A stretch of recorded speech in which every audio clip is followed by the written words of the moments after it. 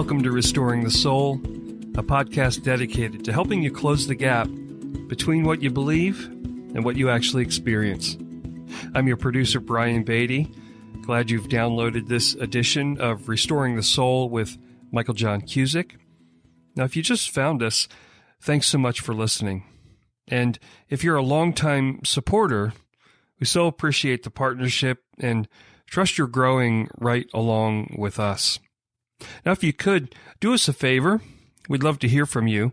Either a note of encouragement, a suggested guest or topic, or just let us know you're out there. You can drop us an email at info@restoringthesoul.com. That's info@restoringthesoul.com. Or feel free to go over to Apple Podcasts and leave us a glowing review. We sure would appreciate it. And while you're at it, tell a friend about the podcast. Now, on today's program, I'm going to turn things over to your host, Michael John Cusick, as we have something very special in store for you today. Hey, everybody, it is Michael, and it's a special program today, but I think I say that all the time.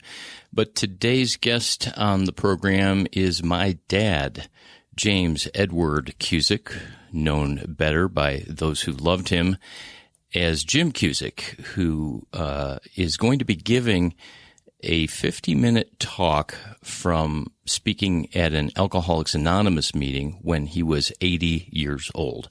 This past summer, I was cleaning out some boxes, and I found a compact disc of my dad giving what is called an AA lead. There are discussion meetings and then speaker meetings, and he regularly gave his story at Alcoholics Anonymous meetings. And as I found this, there were several reasons why I wanted to share it with the podcast audience at Restoring the Soul. First of all, most of us will never have a chance to attend an AA meeting or any other kind of 12-step group. And this is a way of hearing kind of the meat of what happens at an AA meeting. And if we have been to an AA meeting, most of us won't have the opportunity to listen to an octogenarian tell his story of going from being a drunk to a relatively emotionally healthy man with a family of 5.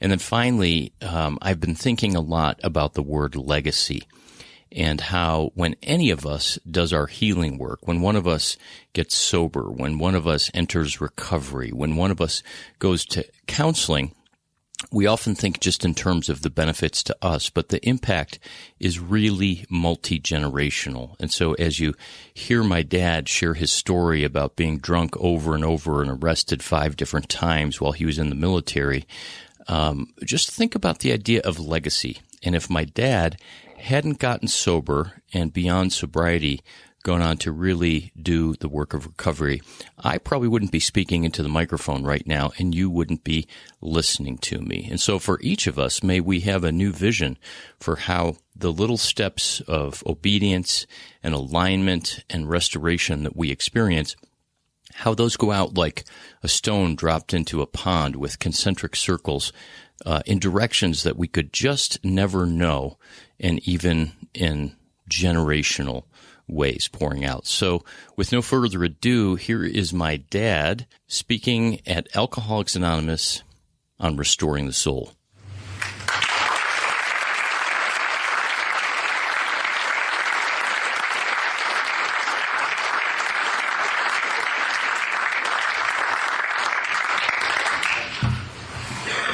Good evening, friends.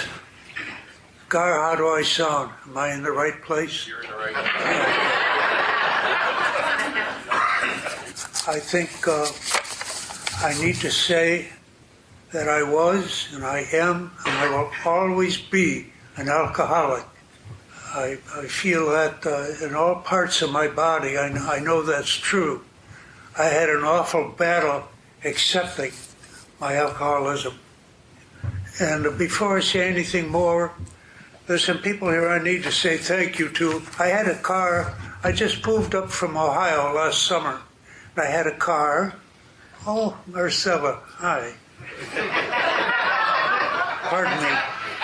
But I had an accident and I hung up my driver's license. So a number of people Gar and Barb, David and Marilyn, Joe and Mila, and David and Marcella. You're the ones that brought me here last summer. Thank you. It's good to be here tonight and to share my gift of sobriety. I love being sober. These are the happiest days of my life. As long as I stay in touch with sober people and keep my nose in the big book and don't take that first drink, why, I'm going to have uninterrupted sobriety. I don't want to change my sobriety date. I can tell you that I had my last drink in 1972, but it took me a long, long time, 15 or 20 years, to get to 1972. I was exposed to AA in the 1950s. I had a brother who got sober in 1957. In Cleveland, every Memorial Day, they've developed a tradition there. It started out with 6 guys. They met in a donut shop. They went to church, then they went for coffee and donuts. And the church thing was all about remembering the deceased members of AA in that town, Cleveland. And over the years it grew until they'd have it in a hotel dining room, or they did last time I was there. So in the late 50s, my brother had my number. He knew I was an alcoholic, and he invited me to come to this Memorial Day meeting. They used to bring speakers in from the West Coast, Jack Bailey, and a lot of celebrities, but they were all good messages. And I had the good fortune to be there. This was 58, 59. And I thought, gee, this is a nice bunch of people, you know. I thought they're like philosophers. They say all these cute things. This is a nice bunch of people. And my brother gave me a stack of grapevines one time, and I thought, man, here's more of that philosophy. These are nice. But I never once associated what the speaker at that Memorial Day meeting said or the grapevine, it never got through my defenses. Alcohol, I know today, alcohol had me by the throat for a good long time. I kind of drank my way through high school, like a lot of kids did. And by the way, I don't know, about an hour, they taught me in Cleveland that you can't save any souls after a half hour. So I don't know what's going to happen. But in high school, I was not an athlete. I was not a good student. I kind of began a lifelong pattern of squandering my resources, such as I had. Any talent I had or money, I never got anywhere. And to be very blunt with you, I never learned how to swim or dance or bowl or golf. All I ever did was drink. I'm Irish, and I thought that's my tradition. You know, I'm supposed to drink. And it just fit right in with the fact that I was not a well-rounded person socially. I was not. And there's a little suburb, half hour away from the city I lived in, where when I was 15, there was a beer and wine joint. They used to sell beer and wine to people underage. And I spent many, many evenings in that place. It became a pattern. When I got out of high school, I entered an apprenticeship in the printing trade, and I stayed there a while, and there was an economic slowdown, and I got laid off. So a friend and I, we went to grade school together. We said, you know, some people say join the Navy to see the world, but we joined the Air Force. I found myself down in Texas very soon for 13 weeks. Before I knew it, without any technical training, they sent me overseas. And they let me be, sent me to school overseas, and I became an aircraft engine mechanic with the propellers. I never worked on a jet. I was on the island of Guam in the Pacific for 1 year, and I got to say that was a wasted year. The GIs were prohibited. All the native villages were off limits, and there was not much to do except sit around and swat mosquitoes and drink beer.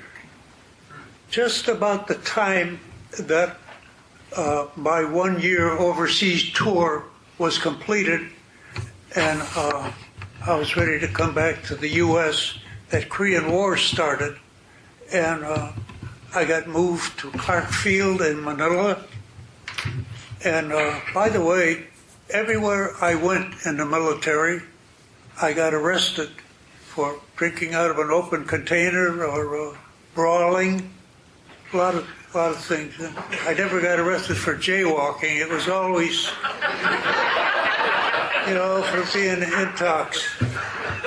Everywhere I went. In fact, I was out in the Pacific 2.5 years. When I came home, I got arrested twice the first night home in San Francisco. Twice.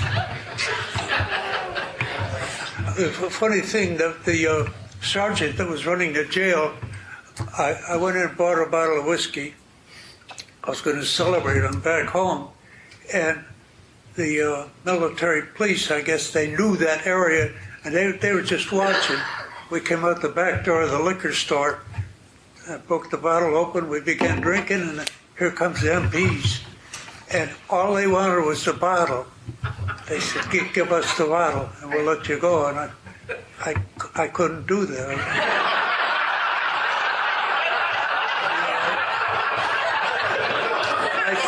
Found myself arguing with them, and they don't have to argue, and they told me so. So they took the bottle and they put me in jail.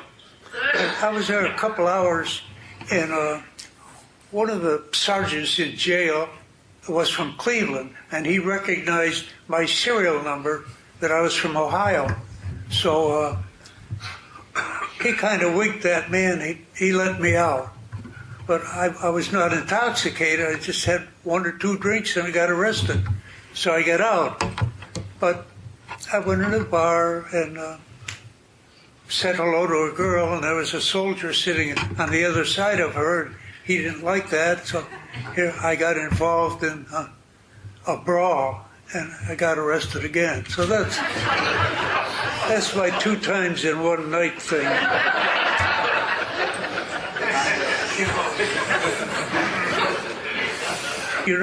I wanted to say I've been able to remember a little thing out of the 24-hour book. It kind of dictates my life. My feet have been set upon the right path. I feel it in the depths of my being. I'm going in the right direction. That's for December 28th out of our 24-hour book. And I live by that. I'm very comfortable letting the world know and letting me know. I'm the one who had to be convinced. When it came time to ask for help, I did not do this intentionally, but all my years kicking around in the Pacific and getting arrested, and I tried to steal a train once. I did. An electric train. It wouldn't go, or I would have. I was working one night with another GI. He had a civilian pilot's license, but he was a buck sergeant. He was a mechanic. He wasn't a pilot. And there were some C-47s there, those old 2-wheel prop jobs. He said, let's go for a ride. And we got in this thing, and we both had taxi cards. We could taxi the aircraft from maintenance down to the terminal, but no, we weren't allowed to fly them. But he said, let's go for a ride. And he began going down the runway, and I thought he was going to take off. But at the last minute, he realized, better not do this.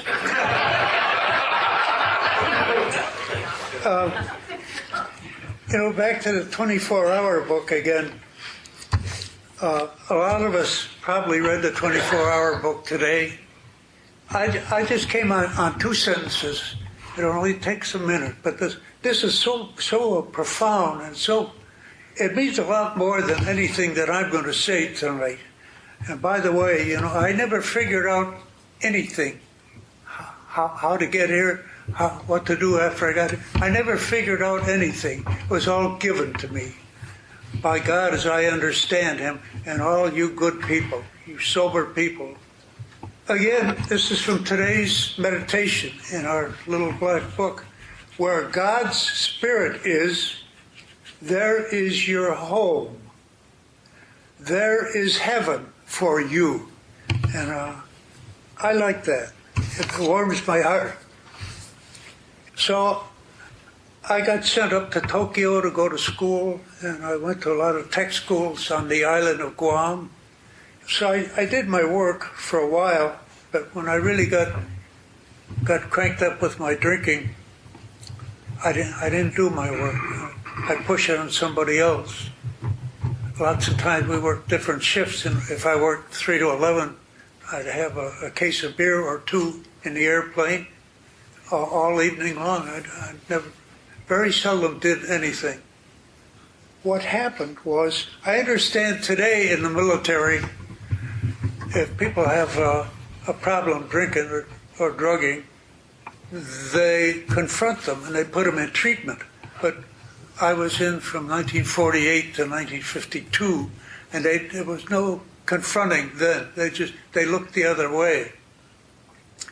I had a lot of people call me, my friends, a lot of NCOs who I worked under.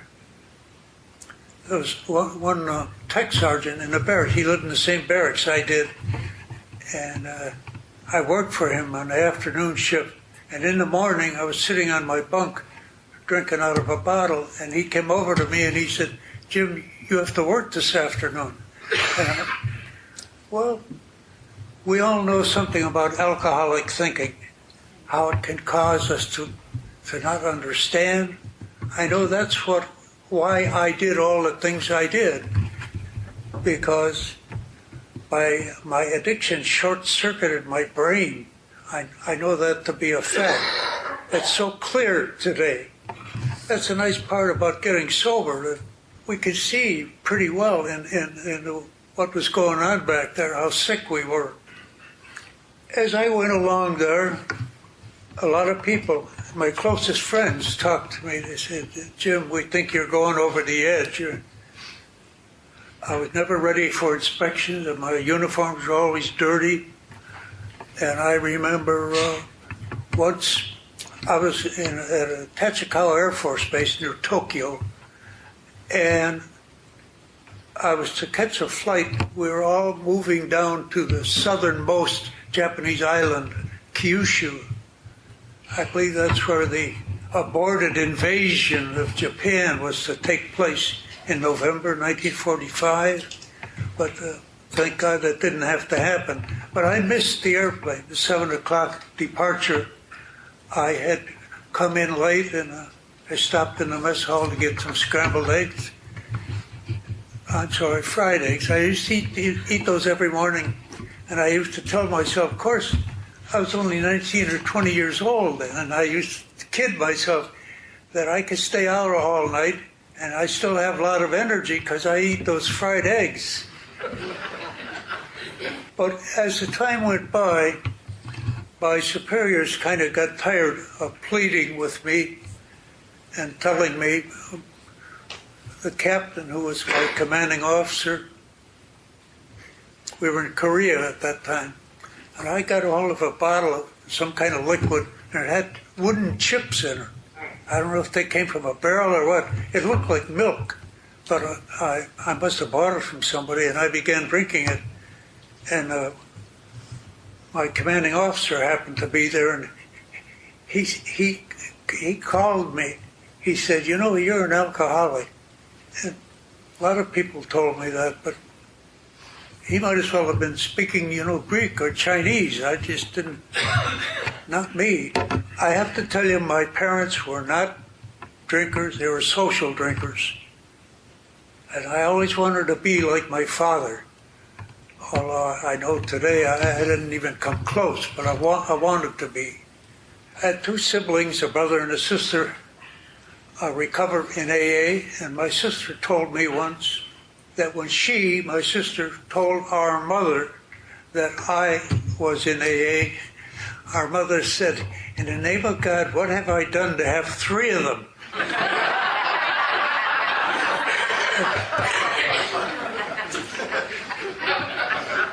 So, but I was sober when she died, but my father passed. I was still drinking. One of the things that I like to talk about is little bits of things that have helped me along the way. My favorite definition of alcoholism is a disease manifested by consistently undesirable results following the ingestion of alcohol. And that's pretty all-inclusive. Every time I drank, I got drunk. My last year of service, I was supposed to be discharged after 3 years, but because of the Korean War, everybody in the military got extended for an extra year. And I got sent out to Idaho, to a Mountain Home Air Force Base. It had been closed ever since 1948 after the big war. And they had one aircraft there. And I was on that base for a year, and it was a couple of hundred mechanics. I never touched the aircraft. But that's Uncle Sam. We sat in the hangar and drank Coke and played cards and whatnot. I got in a lot of trouble in Idaho. I was arrested for impersonating an FBI man.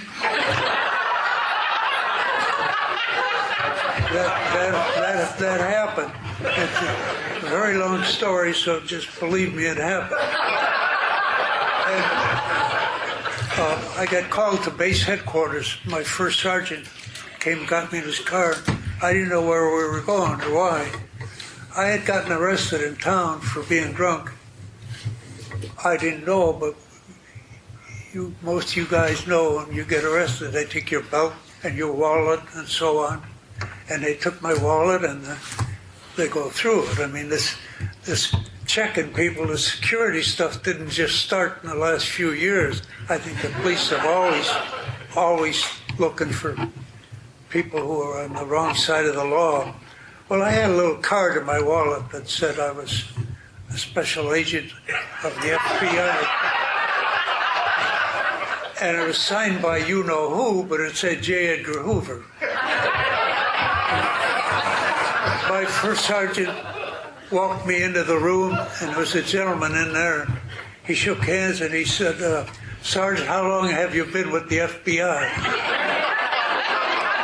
And I said, no, not me. But I told him the truth, and it turned out he interrogated me for 2 days.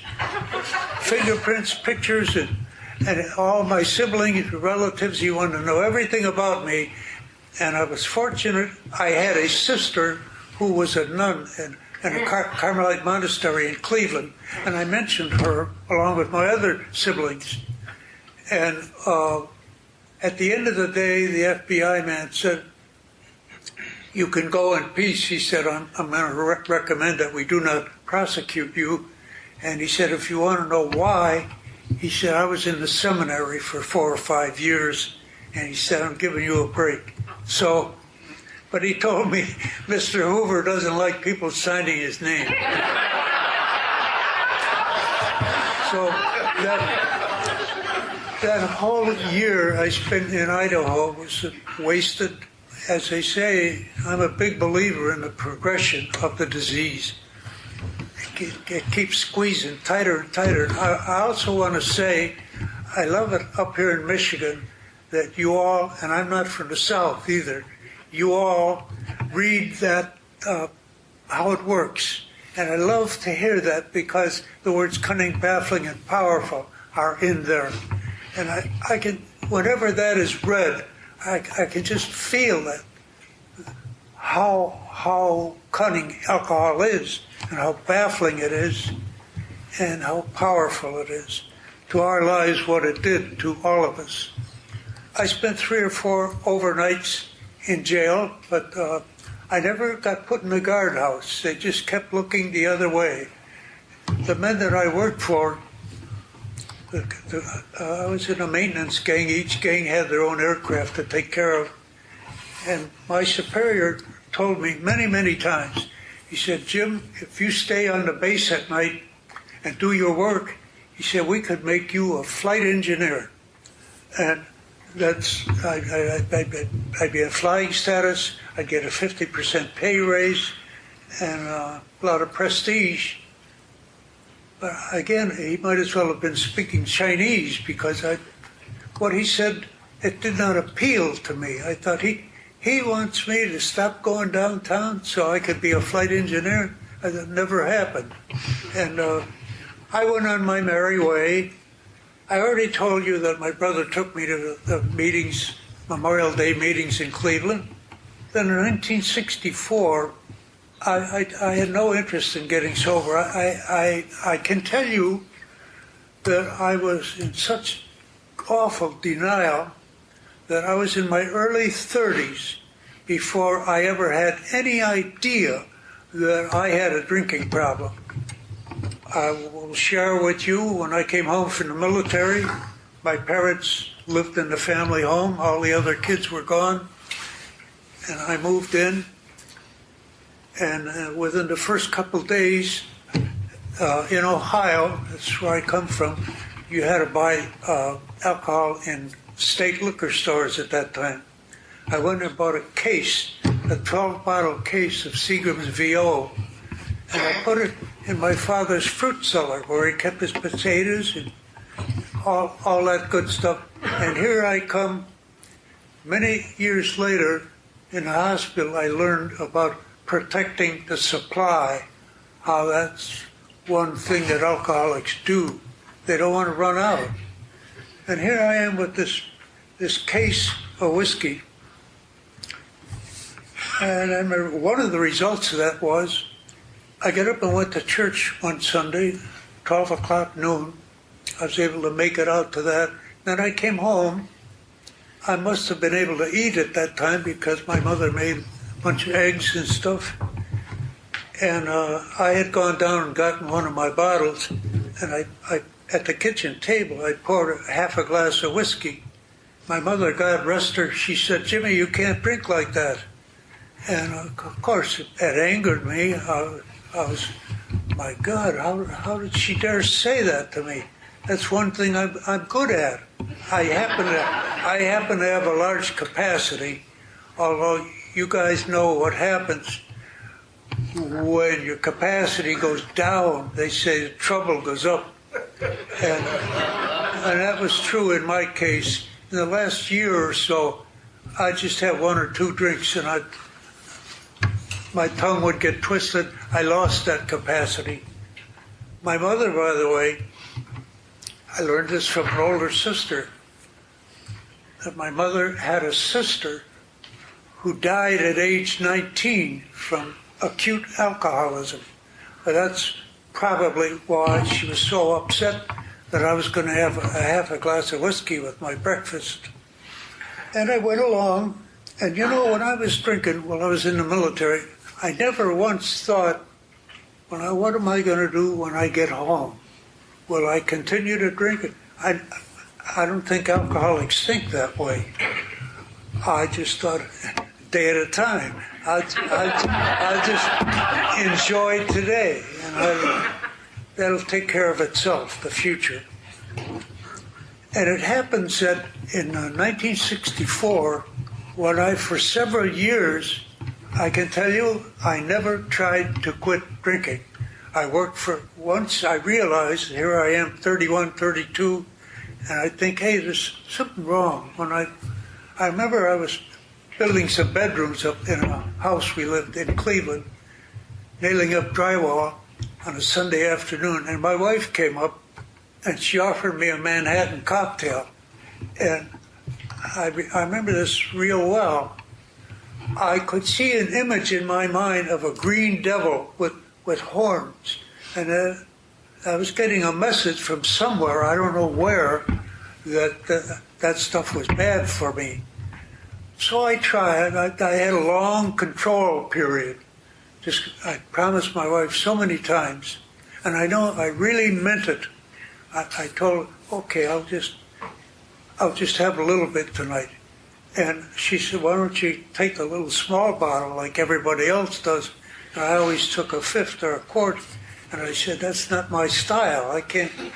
I have pint. And again, I didn't feel at that time, and I don't feel tonight that I was conning her or BSing her. I just, alcoholic thinking.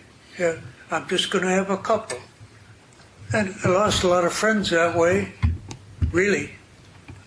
I remember going to a New Year's Eve party in an adjacent suburb. I found another printer to hang out with. I was married by this time. And we began drinking doubles. And pretty soon I was punching out windows and acting very badly. And the man drove me home. And he worked in the same plant that I did, the host of this party. And he never spoke to me again. So you do tend to lose friends. And in my recovery, I was fortunate. I had read the big book a lot of times, but it takes a lot of time before you tend to miss a lot of things. I did.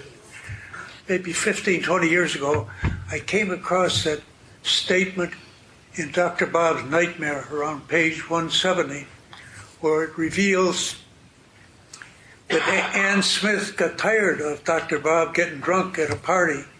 And when they were planning to go out somewhere, she said, you go by yourself. I don't want to go with you. And for the same reason, they rarely had friends in. And that happened in my life. It happened in my marriage. My wife said, you go by yourself. So everything was not peachy keen. I was a sick guy and getting sicker each day, each week, until 1964 at a wedding. Here I am with the photographer. I always found a drinker to hook up with, and my wife and family were eating, and I'm sitting out front with this photographer drinking doubles. And eventually I had to be carried out to my car. I began to experience a lot of remorse and guilt now at that point for my drinking. I drank so many years, and I just thought that this is what I'm supposed to do. But then I began to catch on. There's something wrong here. You're supposed to drink. By the way, when I was 19 on the island of Guam, I have a photograph of this. Somebody happened to take my picture. It was Christmas time, and my family sent me a little Christmas tree and a chicken in a can and a lot of other things. And I had a bottle for the occasion. And as I sat there, I remember thinking, this drinking is good. I really enjoy feeling mellow like this. And I took an oath. I decided, I like the way I feel when I drink. I'm going to try to just stay. Don't go over the edge. I'm just going to try to stay mellow the rest of my days. And I think that's what happened. That's what drove my drinking. And I'm quick to say, I never volunteered, I want to be a drunk. But maybe right there that day, maybe that was my declaration. I'm a drinker, leave me alone. But I woke up in the middle of the night that night. I was in bed, and I woke up from my stupor. I was sweating, and I sat up. Of course, I was all alone, and I sat up in the dark. And remember, I had been trying to control, and of course, people in AA have told me if you're trying to control it, it's already too late. You're an alkie. I understand that today, but I sat up in bed that night, and I said, Jim, pardon my street language, I said, you are bullshitting yourself. You can't handle a drink. I was quite filled with remorse. I got carried out of that wedding. A lot of relatives there, my children, my wife. I didn't feel very good about that. So that was over the weekend. Monday, I called my brother Tom, who was sober in AA 7 years at the time. He died in 1998. He had 42 years uninterrupted.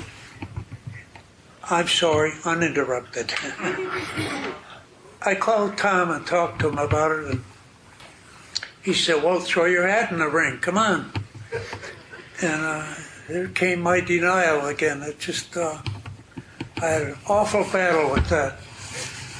I wanted to be like my father, and if I admitted I were an alcoholic, I couldn't be like my father. He was a social drinker, and I was, and I am today, an unsuccessful social drinker.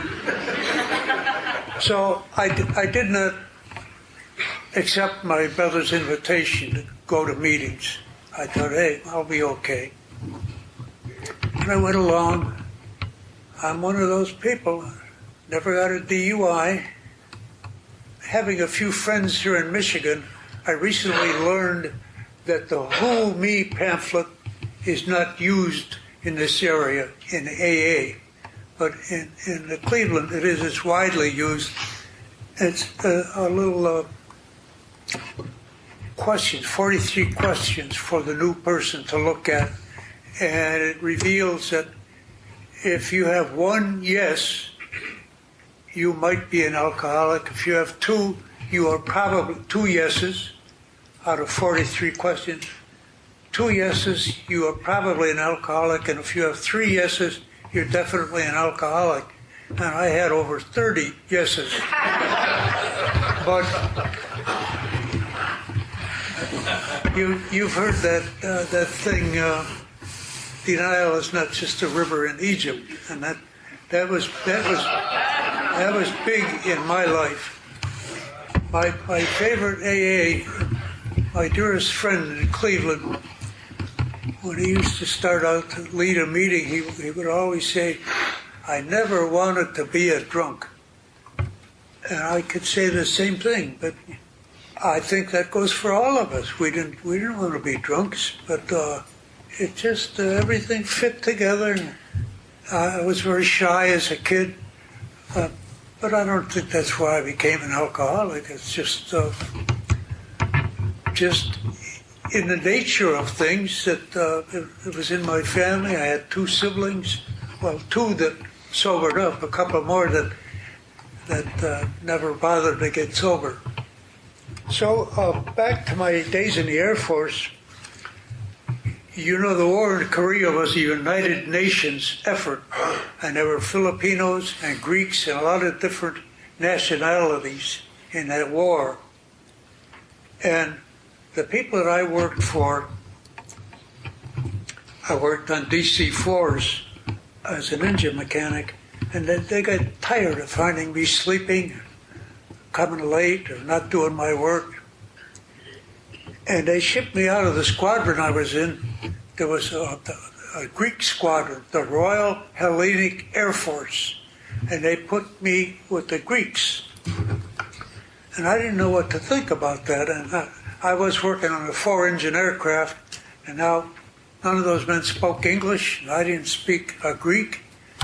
And at that point, it's just all a big mystery to me. I don't remember much beyond that until in the next few months, I think, they put me on a boat. I remember stopping at Okinawa, and they had a dance band on the pier there welcoming us. I even remember the song they played. So, here I am home now, single, and I do need to tell you something I heard at those Memorial Day meetings in Cleveland way back in the 1950s. It stuck with me. I can remember it tonight, that the speaker that they had for that particular Memorial Day, they had it in a big hotel dining room, probably 2,000 people there. This man was blind. His name was Tom Keenan, and he was from Barberton, Ohio, and he came with his guide dog. And Keenan was the speaker. And this in the 50s, when I don't know anything about AA, but this stuck with me. He said, "The Lord has given me a clean garment," and he was referring to his sobriety. I figured that out many years later.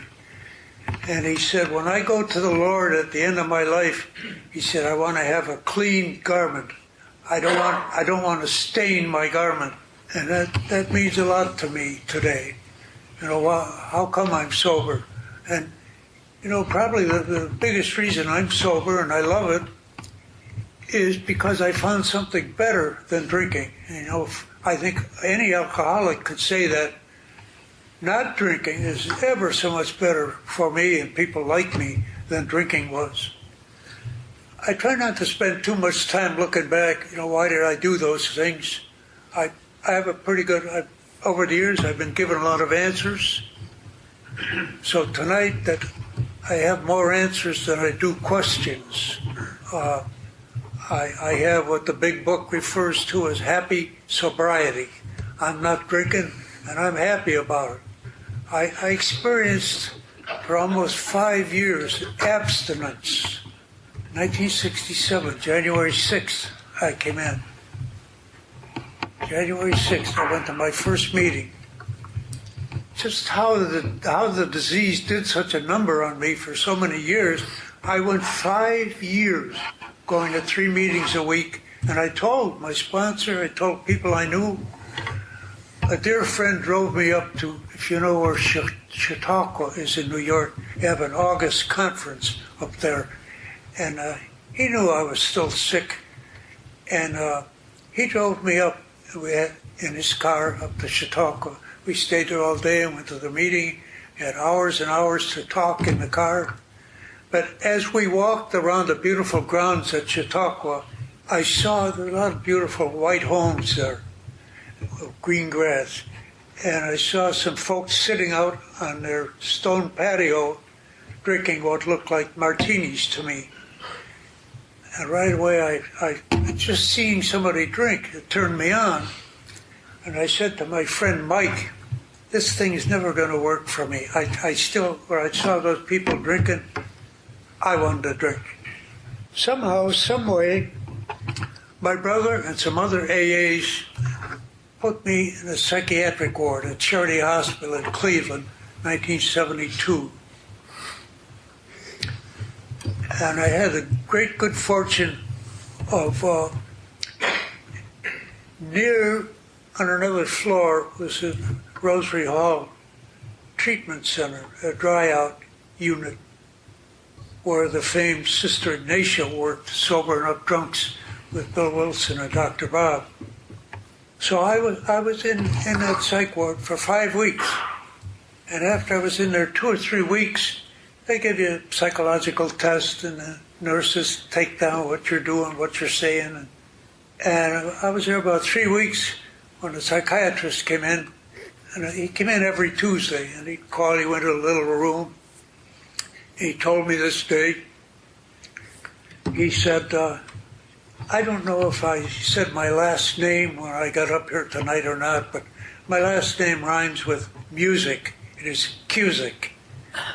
Cusick. So, the doctor said to me, I've looked you over, I've studied you, I've evaluated you, and he said, you are immature and you are an alcoholic.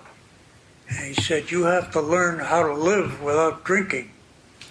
And he said, my prescription for you is to go over to Rosary Hall. A priest on the staff there who was recovering, he lectured the patients 3 times a day. And my shrink said, you go over and listen to Father John McCarthy. And I did. And, you know, while I was in there in that psych ward, I was sitting on my bed one day, and call it an awakening. It was just my time for things. Thank God it was my time. And I could still be out there. Oh, no, I didn't drink that much. People used to take me to the prisons, to AA meetings. And I thought, man, I never had a number. What am I doing in here?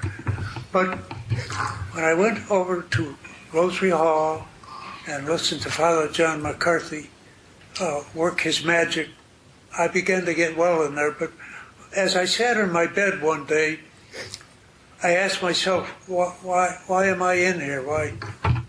It's not the greatest thing in the world. I had a good job and a skilled trade. I was in the printing business then. And I asked myself one day, nobody around, what am I doing in here? I remember telling myself, Jim, you have no record of poor mental health. I always got through life okay. The only enemy I had was the bottle. So I told myself, you're not in here in a nut ward because you're nuts. And then my next expression was, Jim, it's the alcohol. And that was when my resistance, my denial began to come apart. And I started remembering all the times I was arrested. And I'd be marching in a parade, and the commanding officer would tap me on the shoulder and say, I want to see you after the parade. I had pants on like I'm wearing tonight, except they were all dirty and smudged, and that doesn't get it in a parade. So I got out, and I went to the meetings with a new attitude. And a dear friend, Jim, he said, you're a new man now. You got drunk and you went out. He said, you're a new man. He said, and he mentioned a new AA group that was starting up on the west side of Cleveland where I live. And he said, why don't you affiliate yourself with that group and you can grow right along with the new group? And I did that. And I happened to be sitting next to that man many years later. He stood up for 30 years. And after the meeting, I asked him, do you remember telling me that to join this Madison Saturday group? He said no. But he helped so many people, and he was so active that I kind of understood why he didn't remember saying that to me. But the big thing is that I remembered. And he got me involved in the Saturday night group. There were a lot of things there that worked for me. The secretary of that group, the permanent secretary, was a former Marine. He was 6'4", 6'5", Bill Wetzel. And he took an interest in me. Every time I'd walk in the door of that meeting room with my wife, I'd just get one or two steps in the room, and he'd come and shake my hand, and he'd look deeply into my eyes. He'd say, how are you doing? And he gave me some 12-step work to do. And every week, about Wednesday or Thursday, I'd start thinking, wow, hurry up Saturday. I want to go and see my friend down there. I owe it all to my higher power that I choose to call God, and all you wonderful, sober people. I can see myself in you all. And again, I'm not from the South, but I think that's the way AA is supposed to work. We come to the meetings, and hey, I did that. Oh yeah, I was like that. And I finally became rid of my denial, and I don't think I did that. I give all the credit, all glory and honor to God. People told me what to do when I came here, and it worked. I'm about out of gas, and I want to tell you, I'm ever so happy I'm a sober man tonight, and I have not had a drink for over 37 years, and I just love being sober.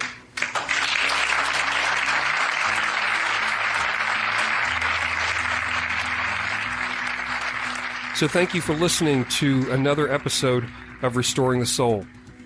We want you to know that Restoring the Soul is so much more than a podcast. What we're all about is helping couples and individuals get unstuck. You know how some people go to counseling or marriage therapy for months or even years and never really get anywhere? Our intensive programs help clients get unstuck in as little as 2 weeks. To learn more, visit restoringthesoul.com. That's restoringthesoul.com.